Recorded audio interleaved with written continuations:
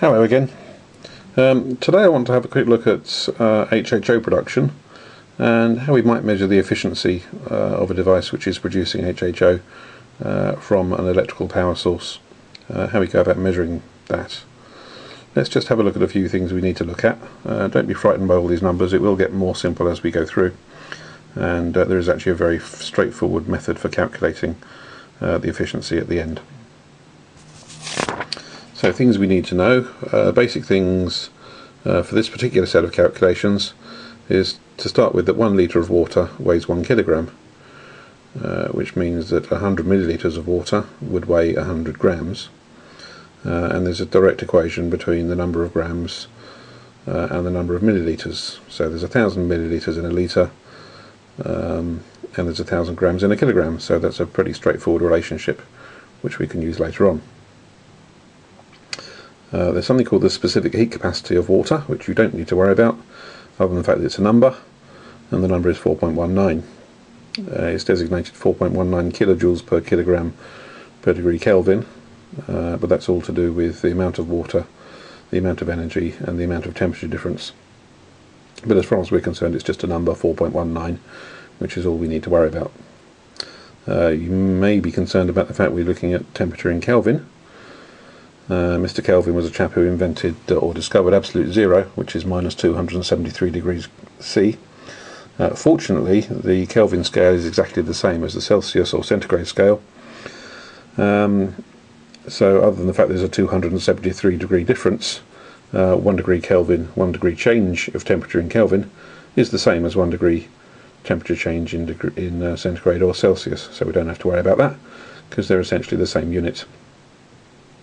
Delta T, which is change in temperature, is just a way of writing change in temperature in a mathematical form. And there's an equation that talks about the energy required to raise a substance in temperature, and that's by multiplying the mass by the specific heat capacity and by the change in temperature. We also need to know that energy, which is measured in joules, if we have 1 joule in 1 second, then that represents 1 watt. And hopefully you can see where we're going with this, because watts is what we're after, because that's the way we're going to measure the power input and the power output to our system. So moving up to here, we know that power equals energy divided by time. The amount of energy used in a given amount of time equals power. So the faster you can do something, if you imagine driving your car up a very steep hill, if you drive it up very quickly, it takes little time, so therefore requires an awful lot of power. If you do it very slowly, the energy is the same, but because the time is longer, the power is less. So there's a fairly straightforward relationship between power and energy and time. So just as an example, and to make sure that what I was telling you was correct, I went downstairs and boiled my kettle. Now I know that the power required should be the mass of water times the specific heat capacity of water times the change in temperature, and all divided by the amount of time it took. So what I did was plugged in the numbers that I recorded, which was 1,000 grams of water, which is 1,000 millilitres or a litre of water, multiplied by 4.19, which is the magic number, and there was a change in temperature from 20 degrees to 100 degrees, so the actual change was 80 degrees. And the whole process going from cold to warm took 165 seconds. And when I multiplied those numbers through, it gave me a figure of 2031. Now it says on the rating plate of the kettle that my kettle is rated between 1880 and 2200 watts, so I'm reasonably happy that 2031 would be an accurate calculation for the actual value of the power of my kettle. So that kind of proves the principle, hopefully. So moving on to the system then. If we're generating HHO, presumably we're going to have some kind of HHO generator, and we're going to have a power source, and that power will have a voltage, and there will be a current flowing from the power source which will provide our power input. For the purpose of this experiment, what I've decided to do is to have HHO gas coming out, and that being attached to a nozzle. You set fire to the HHO gas as it comes out, and that generates a flame.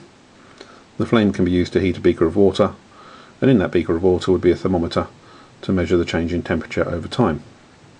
So that's all the equipment that we would need to prove the efficiency of our HHO generator system, excepting of course there will be some losses in the system, and you may wish to compensate that for that either in the construction of the device or in the calculations.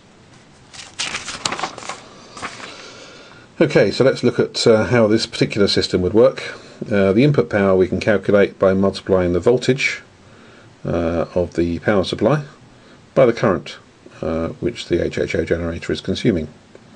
In this case I've assumed a 12 volt supply and a 5 amp current drawing, and 12 times 5 equals 60, so the input power is 60 watts.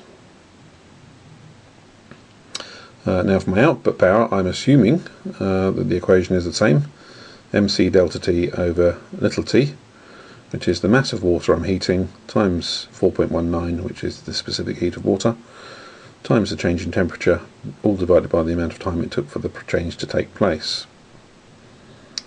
In this case, my assumption is that I'm heating 100 grams of water, so that's 0.1 of a litre, or 100 millilitres, which weighs 100 grams, times 4.19, times a change in temperature from 10 degrees C. So if my water started at 20 degrees, it may have finished at 30 degrees, so that's a change of temperature to 10 degrees. And that whole process took 90 seconds. So my output power is the calculation of that, which comes down to 4,190 divided by 90, which equals 46.6 watts.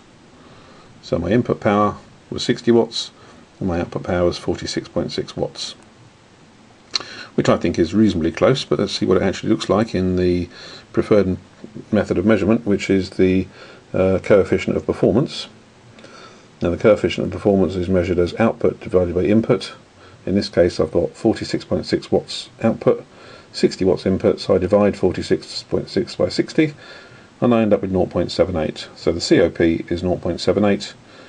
Equally you could say that the efficiency of the system is 78%. If that efficiency gets to over 100%, or we have overunity, then that value will change to something greater than 1.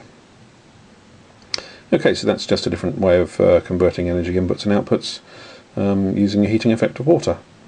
And if there's any other methods or systems that you want me to look at, then please let me know, and I'll be more than happy to oblige and provide some explanation of how other things might be measured. Thank you very much for your time.